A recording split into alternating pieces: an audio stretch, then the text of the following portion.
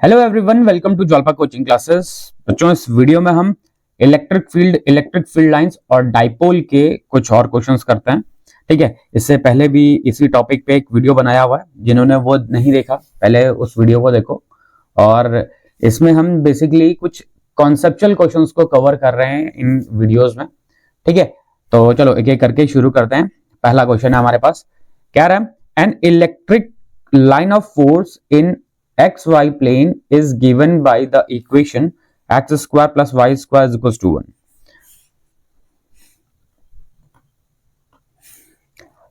A particle with unit positive charge initially at rest at the point x is equals to 1, y is equals to 0 in the xy plane. देखो क्या कह रहा है कि हमारे पास एक इलेक्ट्रिक फील्ड गिवन है। ठीक है, इलेक्ट्रिक फील्ड गिवन है और इलेक्ट्रिक फील्ड कैसे दिया है, x square plus y square is equals to 1 के फॉर्म में गिवन है। क्या है, x square plus y square is equals to 1 के फॉर्म में गिवन है हमारे पास एक इलेक्ट्रिक फील्ड। अच्छा, ये जो आपके पास जो ये इलेक्ट्रिक फील्ड है, ये कैसा है, ये है सर्कुलर। कैसा है बेटा, ये सर्कुलर है। क्यों? क्योंकि ये सर्कल का ही इक्वेशन होता है बेटे। ये क्या है, सर्कल का इक्वेशन होता है जिसका रेडियस कितना है, 1 है। ठीक है, अब इस मान लेते हैं कि इलेक्ट्रिक फील्ड ऐसा है।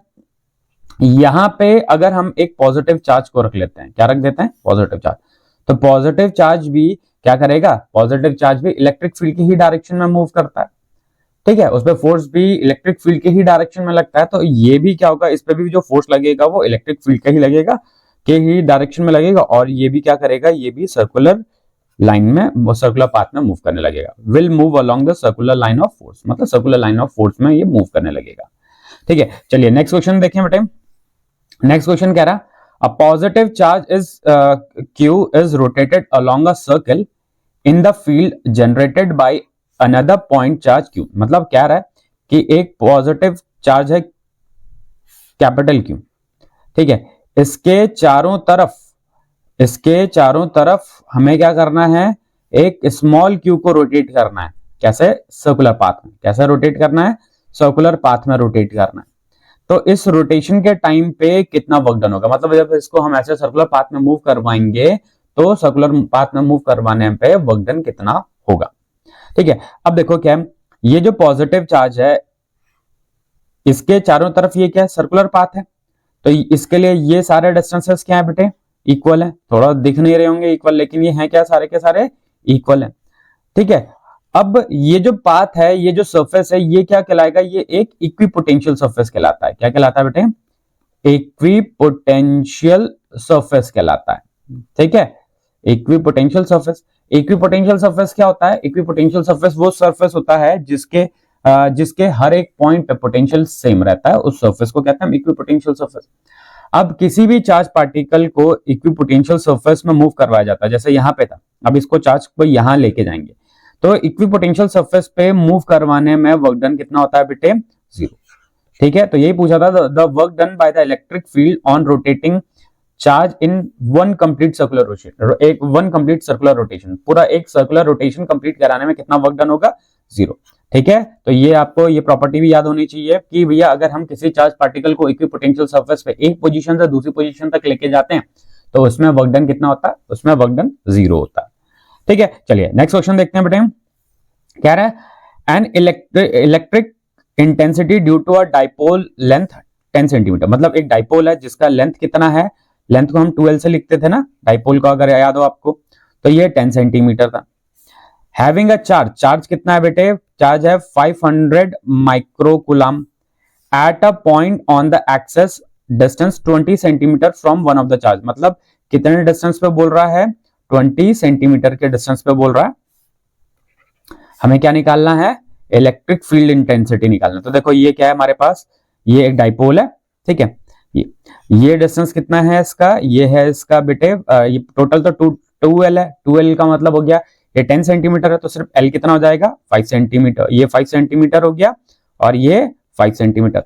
आप कह रहे हैं कि यहां से at a distance of from one of the 20 centimetre from one of the charge, मतलब एक चार्ज से कितने डिस्टेंस पे है, 20 सेंटीमीटर के डिस्टेंस पे। कितने डिस्टेंस पे है बेटे, 20 सेंटीमीटर के डिस्टेंस पे पूछा गया है, तो ये हमने 20 सेंटीमीटर का डिस्टेंस ले लिया। ठीक है, यही पूछ रहा था ना, the electric field intensity due to a dipole of dipole length 10 centimetre having charge 10 microcoulomb. Micro का मतलब होता है 10 टू द पावर -6, ये इसको सॉल्व करेंगे तो 5 into 10 to the power -4 coulomb at a point on the axis 20 centimetre from one of the charges, मतलब एक चार्ज से 20 सेंटीमीटर के डिस्टेंस पे। ठीक है, अब यहां पे हमें क्या निकालना है, इलेक्ट्रिक फील्ड। तो इलेक्ट्रिक फील्ड का फॉर्मूला अगर आपको याद हो तो इलेक्ट्रिक फील्ड का फॉर्मूला क्या होता था, K 2P into R upon R square minus L square whole square. ठीक है, यही तो पढ़ा था हमने ना। यहाँ पे R क्या होता था, R डिस्टेंस होता था। ठीक है, तो यहाँ सेंटर से कितना डिस्टेंस हो जाएगा, सेंटर से डिस्टेंस होता था R, सेंटर से डिस्टेंस होता था, सॉरी ये यहाँ पे R जो होता था ये सेंटर से होता है, ये तो ये गलत लिख दिया यहाँ पे। सेंटर से कितना डिस्टेंस हो जाएगा, 25 सेंटीमीटर हो जाएगा सेंटर से। ठीक है, यहाँ से तो एक चार्ज से दे रखा ना 20 सेंटीमीटर, लेकिन सेंटर से अगर आपको ये फॉर्मूला याद है तो इस फॉर्मूले में हम कहां से लिखते थे, सेंटर से लिखते थे डिस्टेंस। तो 20 तो ये हो गया, 5 ये हो गया, टोटल कितना हो गया 25। अच्छा, यहाँ पे E is equal to values put करते हैं। K कितना है बेटा, K है 9 into 10 to the power 9 into 2। Dipole moment, dipole moment नहीं है हमारे पास अभी लिखा हुआ, तो डाइपोल मोमेंट हमें निकालना पड़ेगा। तो डाइपोल मोमेंट क्या जाएगा, 2QL। 2Q कितना है 5 into 10 to the power -4। L कितना है, L है बेटा ये 5 सेंटीमीटर, लेकिन सेंटीमीटर को मीटर में निकालेंगे तो 100 से हमें डिवाइड करना पड़ेगा। तो ये हो जाएगा 50 इंटू 10 टू द पावर -6। ठीक है, ये Q हो गया, कितना हो गया 50 इंटू 10 टू द पावर -6। ठीक है, तो ये हो गया K, ये 2, ये P। अच्छा, R कितना है भाई, R है 25 सेंटीमीटर, 25 अपॉन 100। सेंटीमीटर में था तो मीटर में निकालने के लिए मैंने 100 से डिवाइड कर दिया।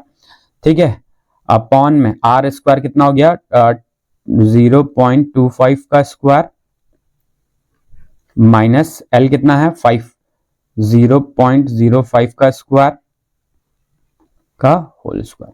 ठीक है, इसको सिंप्लीफाई करना है, तो वैसे तो कैलकुलेशन आप भी कर सकते हैं, तो चलो कर लेते हैं हम जरा इसका कैलकुलेशन। ये काटते हैं तो ये हो गया 4, ये काटा 2, ये काटा तो ये हो गया 25।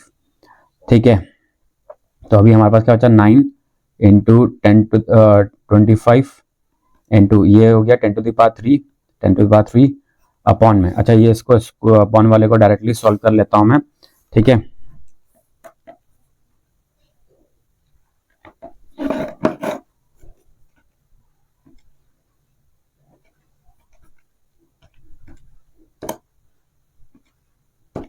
तो ये अपॉन में तो टोटल आ रहा 3.6 इंटू 10 टू द पावर -3 आ रहा। ठीक है, तो इसको मल्टीप्लाई करते हैं 9 इंटू 25 डिवाइडेड बाई 3.6, ये आ गया 62.5 इंटू ये ऊपर जाके ऐड हो जाएगा, मतलब माइनस में चला जाएगा तो -6, ये जाएगा न्यूटन पर कूलम। देखो कौन सा ऑप्शन मैच कर रहा है, माइनस में क्यों प्लस में ये। ठीक है, तो यहाँ पे देखो ये वाला ऑप्शन मैच कर रहा है। यहाँ पे हमारी पावर कितनी है 6 है, और यहाँ पे पावर कितनी है 7 है, और यहाँ पे लेकिन ये पॉइंट 2 डिजिट का लगाइए, तो हमारा आंसर क्या हो जाएगा, आंसर ए हो जाएगा पहला। ठीक है, चलो नेक्स्ट क्वेश्चन करते हैं बेटे। कह रहा है क्वेश्चन में, an electric dipole consisting of 2 charges. एक इलेक्ट्रिक डाइपोल है जिसपे चार्ज कितना है बेटे 2 into 10 to the power -6 coulomb are separated by a distance 3 centimetre. दो electric dipole consisting of 2 charges कितना डिस्टेंस पे है, ये दोनों चार्जेस 3 सेंटीमीटर के डिस्टेंस पे है। ठीक है, is place in an electric field. Electric field कितना है बेटे, इलेक्ट्रिक फील्ड है 2 into 10 to the power 5 newton पर coulomb. Torque acting the dipole, torque कितना टॉर्क एक्ट करेगा, तो टॉर्क होता है भैया पीई साइन थीटा, ये तो पढ़ा हुआ आपने पीई साइन थीटा। और यहाँ पे is separated by is placed in an electric dipole torque acting। अच्छा, यहाँ पे एंगल कुछ नहीं गिवन है, मतलब यहाँ पे हम मैक्सिमम टॉर्क निकालेंगे।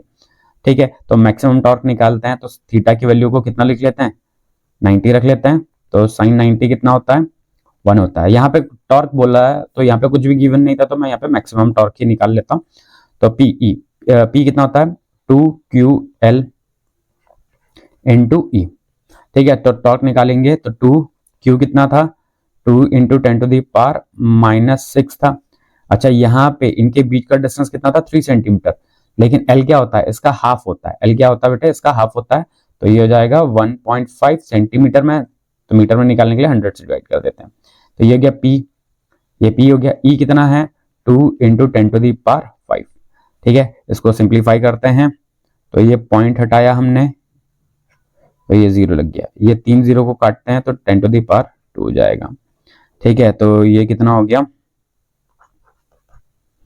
ये हो गया 30, 60, 120, पावर होगी 10⁻⁻4, क्योंकि ये -6 था, ये 2 था, 10⁻⁻4। ठीक है, तो और एक 0 से 0 काटेंगे तो 12 इंटू 10⁻⁻3। ठीक है, न्यूटन मीटर। तो आंसर क्या हो जाएगा हमारा, आंसर सी। देखो मैच कर रहा है, तो हमारा आंसर हो गया आंसर सी। ठीक है, चलो अगला क्वेश्चन करते हैं बेटे। नेक्स्ट है, कह रहा 2 parallel large thin metal sheets have equal surface charge density. दो शीट्स हैं, उनकी सरफेस चार्ज डेंसिटी कितनी है, 26.4 into 10⁻⁻2 coulomb per metre square of opposite sign. दोनों का साइन क्या है बेटे, अपोजिट है, एक पॉजिटिव है और एक नेगेटिव है। क्या है, एक पॉजिटिव है और एक नेगेटिव है। ठीक है, the electric field between the sheets, in sheets के बीच में इलेक्ट्रिक फील्ड फाइंड करना।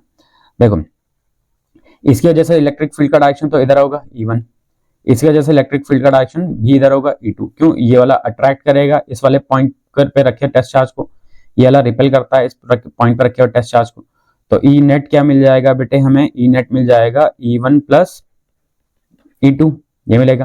तो ई नेट क्या हो जाएगा बेटा, E1 कितना होता है, sigma upon 2 epsilon not plus sigma upon 2 epsilon not, दोनों की वैल्यू बराबर थी। अच्छा, यहाँ पे नेगेटिव और पॉजिटिव का काम क्या था, यहाँ पे नेगेटिव और पॉजिटिव का काम था इलेक्ट्रिक फील्ड का डायरेक्शन फाइंड करना। तो यहाँ पे हमने इलेक्ट्रिक फील्ड का डायरेक्शन इसी तरीके से तो फाइंड किया कि इसने इस पे यहाँ पे रखे हुए टेस्ट चार्ज को इधर रिपेल किया, इसने यहाँ पे रखे हुए टेस्ट चार्ज को इस तरफ अट्रैक्ट किया। तो यहाँ पे सिंपली अंदर कितना इलेक्ट्रिक फील्ड मिल गया, सिग्मा अपॉन एप्सिलॉन नॉट। ठीक है, तो इलेक्ट्रिक फील्ड क्या हो जाएगा, सिग्मा कितना होता है 26.4 इंटू 10⁻⁻2, एप्सिलॉन नॉट कितना होता है 8.85 इंटू 10⁻⁻12। ठीक है, तो सॉल्व करते हैं, इसको डिवाइड करते हैं, तो 26.4 डिवाइडेड बाई 8.85, ये आ रहा है 2.98, अप्रोक्सीमेटली 3 के बराबर, और ये हो गया 10⁻, ऊपर जा चला गया तो +10 हो जाएगा। एक मिनट, सरफेस चार्ज डेंसिटी मैंने गलत लिख दिया है, ये था ना -12 था, -12 था भाई, तो ये गलत हो गया। ठीक है, तो ये -12 था, ये भी -12 था। ठीक है, तो ये से ये कैंसिल हो जाएगा, ये वाला पार्ट तो गायब हो गया। ठीक है, तो इलेक्ट्रिक फील्ड खाली कितना आया, 3 न्यूटन पर कूलम। तो ये आंसर आ गया हमारा ऑप्शन नंबर सी। ठीक है, चलो अगला क्वेश्चन करते हैं। क्या रहा है, अब small metal ball is brought in contact alternatively with point A, B and C। ठीक है, एक मेटल बॉल है, उसको 3 कॉन्टैक्ट्स पे लेके आए, A पे, B पे और C पे, of a charge as shown. After each contact the charge on the ball is determined approximately by touching it against an electroscope. मतलब हमने क्या किया, जो इस तरीके का जो फिगर दिख रहा है, इसमें 3 पॉइंट पे एक मेटल बॉल को लेके आए, पॉइंट A पे, पॉइंट B पे और पॉइंट C पे। अब ये जो मेटल बॉल है, ये कैसी हो गई, ये चार्ज बॉल हो गई। कैसी हो गई, चार्ज हो गई। अब इसका चार्ज चेक करने के लिए इसको लेके गए इलेक्ट्रोस्कोप पे। कहां ले गए, इलेक्ट्रोस्कोप पे। अब ये बताना है कि भैया जब ये इलेक्ट्रोस्कोप पे इसे लेके गए तो किस पॉइंट पे चार्ज, मतलब किस पॉइंट पे टच कराने पे चार्ज ज्यादा हुआ। अब देखो, ये वाला कैसा है, ये वाला थोड़ा सा कर्व्ड पार्ट है, तो यहाँ पे चार्ज की डेंसिटी क्या होगी बेटे, ज्यादा होगी। चार्ज की डेंसिटी ज्यादा होगी तो यहाँ पे चार्ज मान लेते हैं इस पे QA आया। अच्छा, ये है कैसा है, ये प्लेन सरफेस है, मतलब कर्व्ड सरफेस है लेकिन प्लेन है। यहाँ पे चार्ज की डेंसिटी क्या है, कम है, तो इस पे जो चार्ज आएगा वो QB है। अच्छा, यहाँ पे क्या है, इस साइड में भी मेटल है, इस साइड में भी मेटल है। अब इस पे जितना भी चार्ज यहाँ से आ रहा होगा वो चार्ज ट्रांसफर हो जा रहा होगा। मतलब इस वाले पे चार्ज कितना हो जाएगा, इस वाले पॉइंट पे तो चार्ज QC पे तो 0 हो गया। अच्छा यहाँ पे क्या था, चार्ज की डेंसिटी ज्यादा, मतलब ए पॉइंट पे चार्ज की डेंसिटी क्या थी, ज्यादा थी। ज्यादा चार्ज की डेंसिटी होने की वजह से जो मेटल बॉल है उस पर चार्ज क्या आ गया, ज्यादा आ गया। ठीक है, तो उस पर चार्ज ज्यादा आ गया। अच्छा क्यू बी को लगाया गया कैसे, एक रेक्टेंगुलर सरफेस पे, मतलब ये जो बाहरी सिलेंड्रिकल का जो कर्व सरफेस होता है उसके बाहर की तरफ लगाया, तो यहाँ पे चार्ज की डेंसिटी, इस पॉइंट पे चार्ज की डेंसिटी यहाँ के कंपैरिजन में क्या है, कम है। ठीक है, क्यों कम है, क्योंकि दिख रहा होगा कि यहाँ पे जो इलेक्ट्रिक फील्ड लाइंस हैं देखो इस तरीके से कैसी हैं, कम है।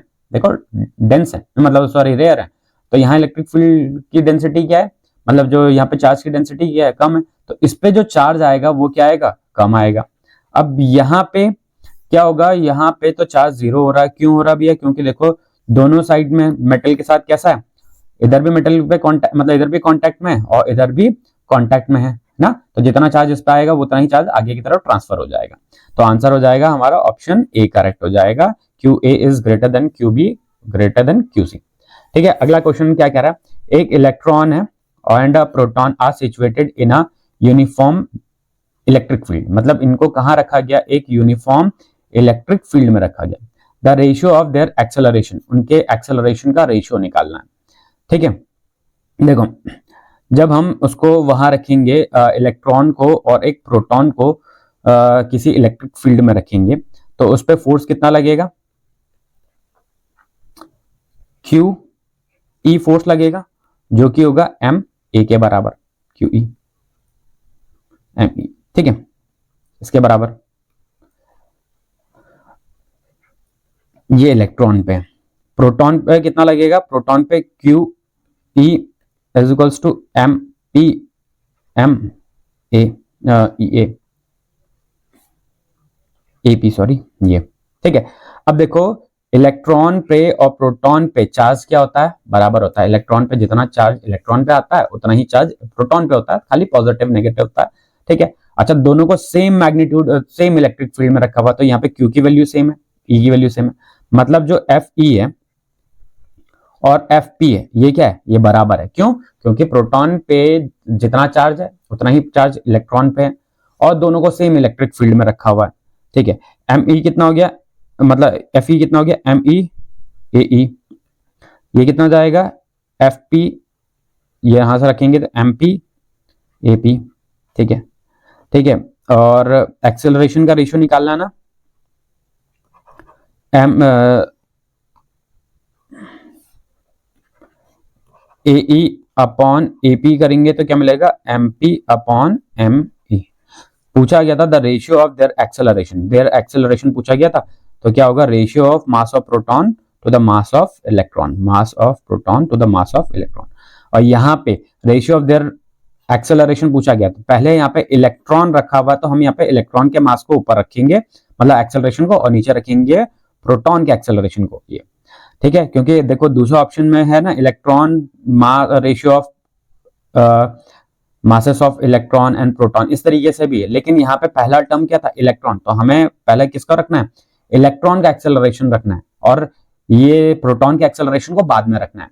अगर बाई चांस थर्ड वाले लास्ट वाले ऑप्शन को अगर आप बाई चांस सेलेक्ट कर लेते तो ये बेटा ये इसका आंसर होता, अगर ऐसा पूछा जाता कि प्रोटॉन का एक्सेलरेशन और इलेक्ट्रॉन के एक्सेलरेशन के बीच में रेशियो बताओ, लेकिन यहाँ पे पहला ही टर्म इलेक्ट्रॉन था तो हमने क्या किया, इलेक्ट्रॉन का एक्सेलरेशन ऊपर रखा और प्रोटॉन का एक्सेलरेशन को बाद में रखा, तो उस हिसाब से हमारा आंसर क्या जाएगा, आंसर सी। ठीक है, चलिए अगला क्वेश्चन करते हैं। कह रहे हैं N electric dipole is placed at an angle of 30 degree, एक इलेक्ट्रिक डाइपोल है जिसको कितना एंगल पे रखा हुआ है, 30 डिग्री के एंगल पे रखा हुआ है, with an electric field intensity, electric field intensity कितना है, 2 × 10⁵ न्यूटन पर coulomb. It experiences a torque, कितना टॉर्क एक्सपीरियंस कर रहा है, 4 newton metre. Calculate the charge on the dipole if the dipole length is 2 centimetre, अगर डाइपोल की length कितनी है, 2 सेंटीमीटर है, मतलब 2L टोटल कितना है, 2 सेंटीमीटर है। ठीक है, 2 सेंटीमीटर का मतलब हो गया है 0.02 मीटर। ठीक है, हमें क्या निकालना, चार्ज निकालना, तो बहुत आसान सा है, तो टॉर्क का फॉर्मूला क्या होता है, पीई साइन थीटा ना, ये होता है। ठीक है, तो ये क्या होता है, अभी ये होता है 2QL और ये हो गया into E into sine theta. हमें Q की वैल्यू निकालनी है, तो कितना हो जाएगा, टॉर्क अपॉन 2L ये चला गया, ये E और इंटू साइन थीटा। टॉर्क कितना भाई, टॉर्क है हमारे पास गिवन 4। 2L की वैल्यू कितनी गिवन है, 2L की वैल्यू है 0.02। इलेक्ट्रिक फील्ड कितना गिवन है, 2 into 10 to the power 5, 2 into 10 to the power 5। Sine theta कितना गिवन है, थीटा 30 डिग्री गिवन है, तो साइन 30। ठीक है, तो Q is equals to 4 upon 0.02 into 2 into 10 to the power 5। Sine 30 होता है 1/2, ये 2 से ये 2 कैंसिल, ये पॉइंट यहां से गया तो 2 0 ऊपर लग गए। ठीक है, इसको काटेंगे तो ये हो जाएगा 800 क्यों, सॉरी 200। ठीक है, ये ऊपर आ जाएगा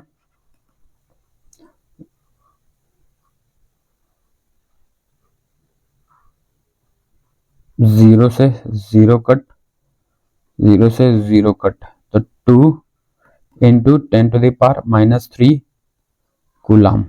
-3 आ रहा पावर हमारा, एक बार जरा क्रॉस चेक करें, -3 आ रहा हमारा आंसर।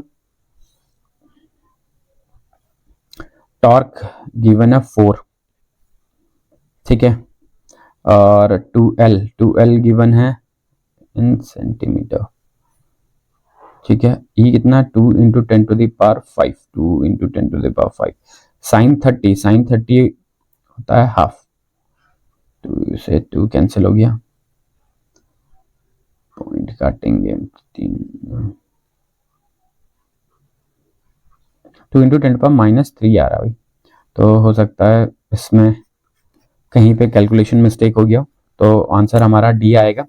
तो आप इसे एक बार क्रॉस चेक कर लेना, वैसे तो सही ही किया है मैंने। ठीक है, आई थिंक कुछ मिस ना हो गया, तो आंसर हमारा क्या आएगा, डी आएगा, 2 माइक्रोकूलम। ठीक है, आप इसे क्रॉस चेक कर लेना एक बारी को। कह रहा अगला question, if the dipole of moment 2.5 into 10 to the power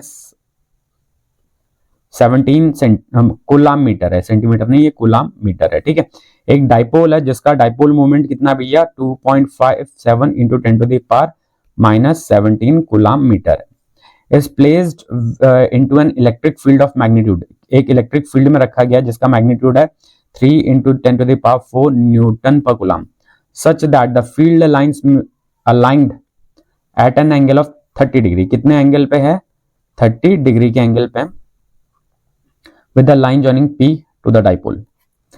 torque x, torque पूछा गया तो टॉर्क सिंपली क्या हो जाएगा, PE साइन थीटा। P कितना था 2.57 इंटू 10 टू पावर -17, E कितना भाई 3 इंटू 10 टू द पावर 4, और साइन 30 कितना होता है, हाफ होता है। ठीक है, तो डायरेक्ट इसे मल्टीप्लाई कर लेते हैं, तो 2.57 इंटू 3,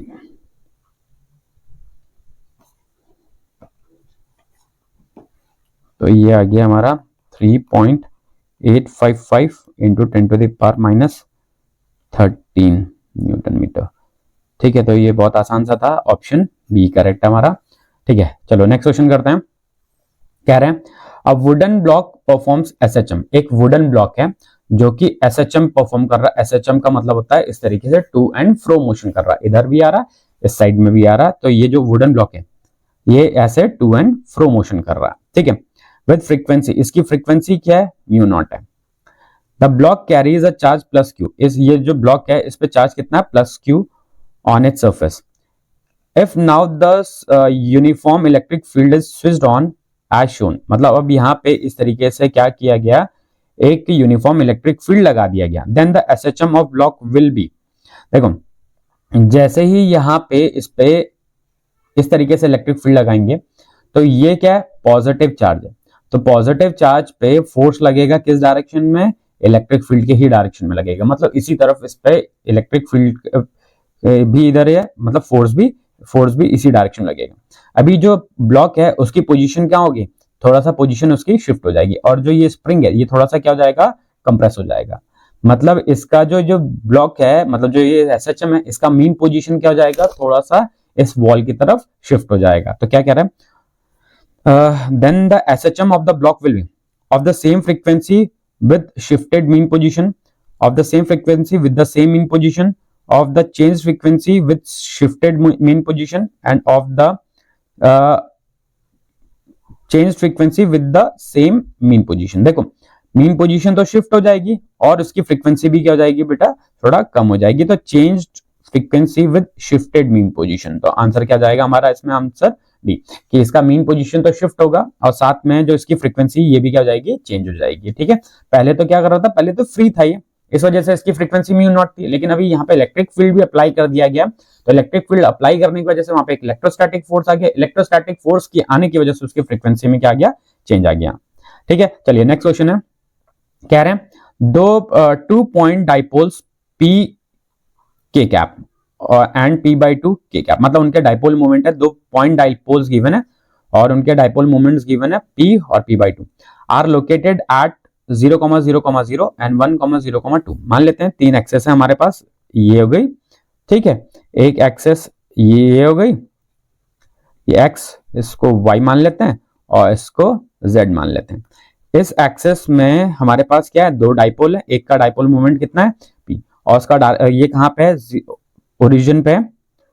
ठीक है, और इसका डायरेक्शन क्या है, k के तरफ है ना, देखो। ठीक, दूसरा डाइपोल कहां पे रखा है, वह 1,0,2 पे, तो ये हो गया 1,0,1,2 पे, यहां पे ये कुछ ऐसा है। ठीक है, इस पॉइंट को हम क्या कह दे रहे हैं, 1,0,2। ठीक है, the resultant electric field due to the 2 dipoles at the point, कह रहे हैं इन 2 डाइपोल की वजह से इस पॉइंट पे, मतलब 1,0,0 पे हमें क्या करना है, यहाँ पे हमें इलेक्ट्रिक फील्ड फाइंड करना है। क्या फाइंड करना है बेटे, इलेक्ट्रिक फील्ड फाइंड करना है, रिजल्टेंट इलेक्ट्रिक फील्ड। अब जरा ध्यान से देखिए, ये जो पहला वाला है, पहला डाइपोल, ये इसका डाइपोल मोमेंट कितना था, P था, और ये वाले का डाइपोल मोमेंट कितना था, P/2 था। अब इस पॉइंट पे फाइंड करना है, तो देखो ये जो पहला डाइपोल है, इसके लिए ये कौन सी पोजीशन है, ये इक्वेटोरियल पोजीशन। जो फर्स्ट डाइपोल है, इसके लिए ये इक्वेटोरियल पोजीशन हो गई, और हमें पता है कि भैया इक्वेटोरियल पोजीशन पे इलेक्ट्रिक फील्ड का डायरेक्शन मोमेंट के अपोजिट होता है। तो मोमेंट के अपोजिट होता है, तो ये हो गया E1। ठीक है, अपोजिट, तो डाइपोल मोमेंट इसका इधर था और इसका ये हो गया। ये डिस्टेंस कितना है बेटा, ये है 1। ठीक है, तो E1 की वैल्यू क्या हो जाएगी, E1 की वैल्यू हो जाएगी बेटा हमारे पास K, और ये इसके लिए कौन सा पोजीशन है, इक्वेटोरियल पोजीशन, तो P/r³। अच्छा, इसका डायरेक्शन क्या आएगा, देखो अपोजिट डायरेक्शन आ गया, ये ऊपर पॉजिटिव z एक्सेस है, नीचे क्या है, नेगेटिव z एक्सेस है, तो -k कैप आ जाएगा। ठीक है, तो r की वैल्यू यहां के लिए पे कितनी है, 1 है, तो E1 क्या जाएगा, -kp, और r की वैल्यू 1 हो गई, तो खाली ये मिला E1। इसी तरीके से E2 की बात करते हैं, E2। अब E2 के लिए ये कौन सा पोजीशन हो गया, E2 के लिए ये पोजीशन हो गया एक्सियल पोजीशन। E2 के लिए ये पोजीशन हो गया, मतलब ये जो सेकंड डाइपोल है उसके लिए एक्सियल पोजीशन हो गया। और एक्सियल पोजीशन पे इलेक्ट्रिक फील्ड का डायरेक्शन किधर होता है, उसी डायरेक्शन में होता है भैया जिधर डाइपोल मोमेंट होता है, उस डायरेक्शन में।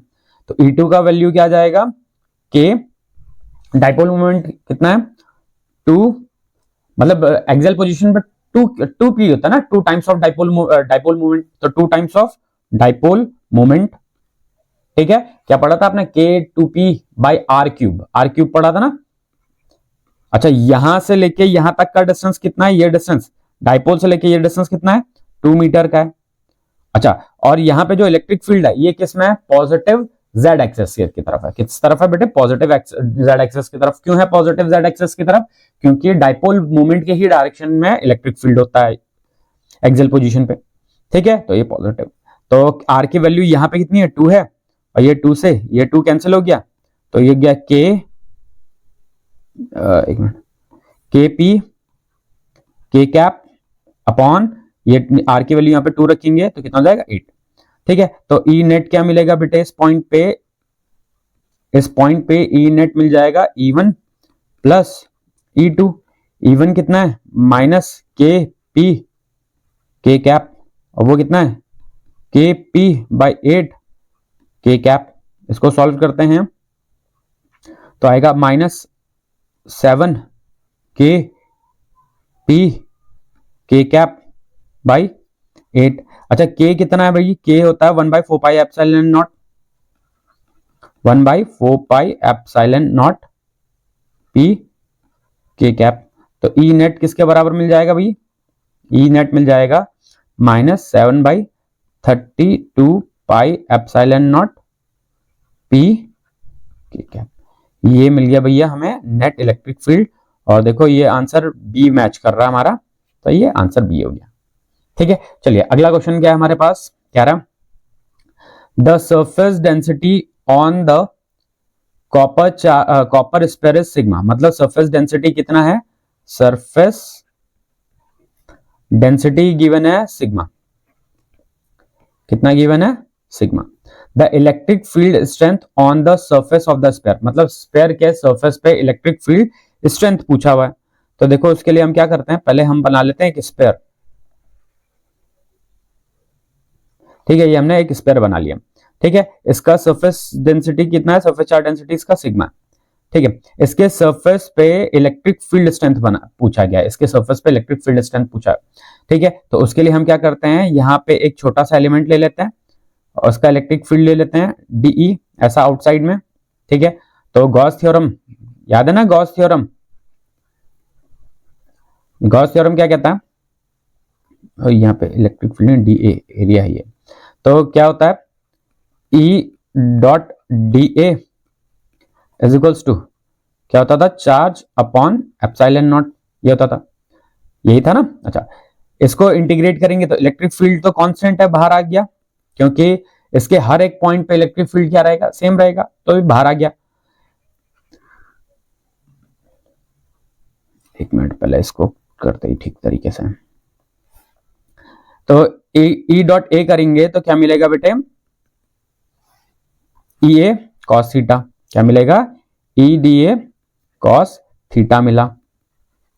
ठीक है, थीटा की वैल्यू यहाँ पे कितनी है, देखो इलेक्ट्रिक फील्ड भी बाहर की तरफ है और डी ए एरिया वेक्टर भी बाहर की तरफ है, तो थीटा की वैल्यू यहाँ पे कितनी है 0। तो कॉस 0 कितना होता है, कॉस 0 1 होता है, कॉस 0 होता है 1 होता है, तो ये 1 हो जाएगा, ये हो जाएगा E D A Q upon epsilon. E को बाहर निकाल लेता हूं, इंटीग्रेशन करेंगे क्यू अपॉन एप्सिलॉन नॉट। ठीक है, इसको इंटीग्रेट करके क्या मिलेगा हमें, इसको इंटीग्रेट करके मिलेगा इसका सरफेस एरिया, सरफेस एरिया मान लेते हैं ए ही है, क्यू अपॉन एप्सिलॉन नॉट। अच्छा सरफेस चार्ज डेंसिटी क्या होता है भैया, सरफेस चार्ज डेंसिटी तो चार्ज अपॉन एरिया। ठीक है, तो चार्ज क्या हो जाएगा सिग्मा ए, कितना हो जाएगा सिग्मा इंटू ए, तो चार्ज को रख लेते हैं हम sigma into A, sigma A upon epsilon not. ये ए से ये ए कैंसिल हो जाएगा, तो इलेक्ट्रिक फील्ड किसके बराबर आएगा, सिग्मा अपॉन एप्सिलॉन नॉट, कितना आएगा sigma upon epsilon not. Option D match कर रहा है, हमारा आंसर क्या हो जाएगा ऑप्शन डी। ठीक है, चलिए नेक्स्ट क्वेश्चन क्या रहा है, two conducting spheres of radii R1 and R2, मतलब दो कंडक्टिंग स्पेयर्स हैं।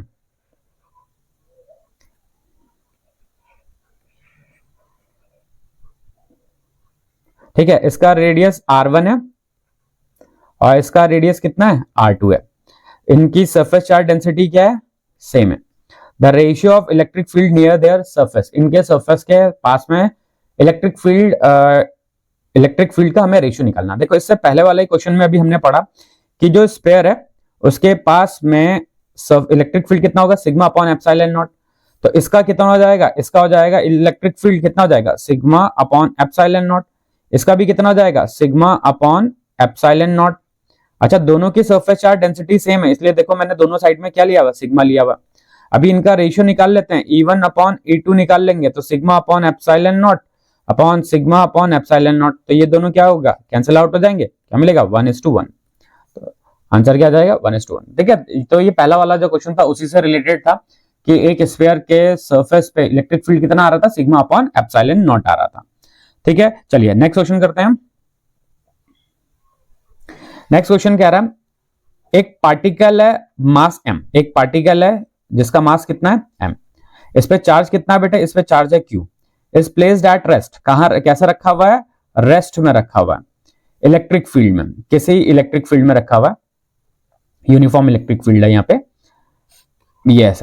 अब कह रहे हैं कि इसको रिलीज कर दिया गया, क्या किया गया, रिलीज कर दिया गया, ठीक है। इस चार्ज को पहले रेस्ट पे रखा हुआ था, अब उसको रिलीज कर दिया गया, ठीक है। The kinetic energy attend by the particle after moving a distance y, मतलब ये जो जैसे उस चार्ज पार्टिकल को उस इलेक्ट्रिक फील्ड में, पहले तो रेस्ट में था, अभी जैसे हमने उसे छोड़ा तो इसकी पोजीशन पहुंच गई, ये कितना डिस्टेंस कवर किया उसने, y डिस्टेंस कवर किया, ठीक है। तो पूछ रहे हैं कि कितनी काइनेटिक एनर्जी होगी। देखो पहले जब ये चार्ज पार्टिकल यहां पे था तो इस पे फोर्स लग रहा था कितना, QE, ठीक है, कितना फोर्स लग रहा था, QE फोर्स लग रहा था इस पे। अब जो चार्ज पार्टिकल है वो मोशन में भी आ गया, तो मोशन में आ गया तो उस पे इलेक्ट्रोस्टैटिक फोर्स कितना लगेगा, MA। ये तो फोर्स लग रहा है, सॉरी इलेक्ट्रोस्टैटिक फोर्स तो QE है, ये इलेक्ट्रोस्टैटिक फोर्स है। जब चार्ज पार्टिकल को मोशन में आया तो उस पर फोर्स लगा MA, न्यूटन के सेकंड लॉ के हिसाब से बॉडी मूव कर रही है A एक्सेलरेशन के साथ, तो फोर्स कितना आया, MA। तो ये फोर्स और ये फोर्स दोनों के दोनों क्या है बेटे, सेम है, क्या है ये फोर्स, सेम।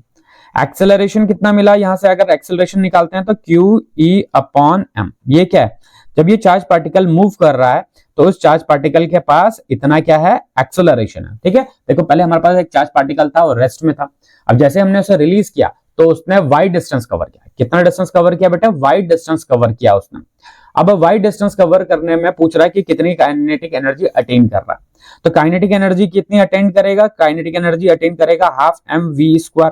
हमारे पास v की वैल्यू नहीं है तो अभी हम v की वैल्यू फाइंड कर लेते हैं, तो थर्ड इक्वेशन ऑफ मोशन लगाते हैं, by third equation of motion, by third equation of motion. Third equation of motion क्या होता है भैया, v² is equal to u² plus 2as, ठीक है। इनिशियली रेस्ट पे था तो u की वैल्यू 0 हो गई, तो v² is equal to 2 a कितना है, a ये है QE upon m, a।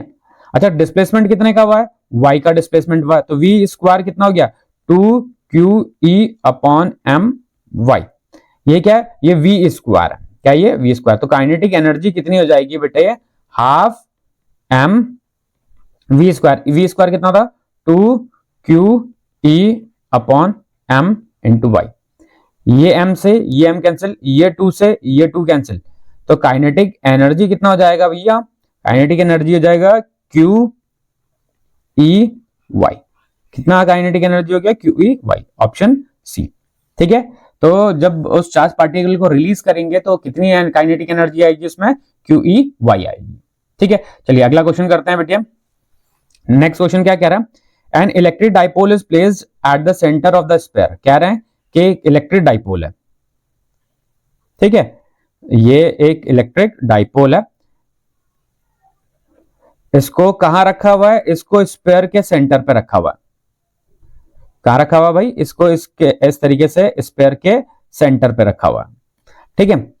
Select the option, कह रहा है कि इनमें से ऑप्शन को सेलेक्ट करो। The flux of the electric field through the sphere is 0, ठीक है। तो भैया फ्लक्स क्या होता है, फ्लक्स आपने पढ़ा था Q अपॉन एप्सिलॉन नॉट, और ये क्या होता था, Q enclosed by the surface, ये क्या होता था, एनक्लोज्ड बाय द सरफेस, ठीक है। सरफेस कितना चार्ज को एनक्लोज कर रहा था, तो देखो नेट चार्ज कितना हो चुका है, नेट चार्ज ये देखो Q plus Q minus Q, total net charge कितना आ जाएगा, यहाँ पे नेट चार्ज आ जाएगा 0, तो नेट चार्ज 0 आ जाएगा, तो फ्लक्स की वैल्यू क्या आएगी, 0। तो पहला ऑप्शन तो भैया सही है कि the flux of the electric field through the sphere is 0, ठीक है। सेकंड ऑप्शन क्या कह रहा था, electric field is 0 at every point, कह रहा है हर एक पॉइंट पे इलेक्ट्रिक फील्ड 0 होगा नहीं, ठीक है। नेक्स्ट है the electric field is not 0 anywhere of the sphere, देखो किसी भी सरफेस पे स्फीयर के किसी भी पॉइंट पे इलेक्ट्रिक फील्ड 0 नहीं होने वाला। इसको ऐसा समझ लेते हैं हम, देखो अगर बाई चांस मैं अगर स्फीयर को अभी स्फीयर ना मानूं और इस तरीके से मैंने ऐसे एक्सेस में डिवाइड कर दिया, देखो ये डाइपोल है तो ये डाइपोल की ये एक्सेस, डाइपोल की ये एक्सेस, यहां पे हमने कुछ इलेक्ट्रिक फील्ड पढ़ा था, मतलब यहां पे कुछ वैल्यू आएगी, ये इक्वेटोरियल पोजीशन है तो इक्वेटोरियल पोजीशन पे हमने कुछ इलेक्ट्रिक फील्ड पढ़ा था, हाँ जी पढ़ा था। तो ये जो पूरा सरफेस है, इस पूरे सरफेस पे इलेक्ट्रिक फील्ड के मतलब जो ये स्फीयर के किसी भी पॉइंट पे क्या इलेक्ट्रिक फील्ड जीरो नहीं होगा। तो ऑप्शन सी करेक्ट है भैया, ठीक है। अगला ऑप्शन क्या रहता है, electric field is zero on the circle, ठीक है। तो इलेक्ट्रिक फील्ड जीरो तो नहीं है, लेकिन इलेक्ट्रिक फील्ड नॉन जीरो है, नॉट जीरो है, ठीक है। तो बच्चों इस वीडियो में इतने ही क्वेश्चंस करेंगे, नई वीडियो में मिलेंगे कुछ और क्वेश्चंस के साथ। तब तक बने रहिए ज्वालपा कोचिंग क्लासेस के साथ। तो बच्चों जितने भी क्वेश्चंस करवाए जा रहे हैं उनको ध्यान से समझिए, क्योंकि क्वेश्चंस को एक बार पहले अपने आप से प्रैक्टिस करो, हो जाते हैं अच्छी बात है, अगर नहीं हो रहे हैं तब आप सोल्यूशन चेक करो। और क्वेश्चंस की प्रैक्टिस करना बहुत जरूरी है, जितने ज्यादा आप क्वेश्चंस की प्रैक्टिस करेंगे उतने ही आपके कॉन्सेप्ट क्लियर होंगे, उतने ही अच्छे तरीके से आपके कॉन्सेप्ट बनेंगे, ठीक है। तो आज के लिए इस वीडियो में इतना ही करेंगे, नई वीडियो में मिलते हैं कुछ और टॉपिक के साथ, कुछ और क्वेश्चंस के साथ। तब तक बने रहिए ज्वालपा कोचिंग क्लासेस के साथ। Bye bye.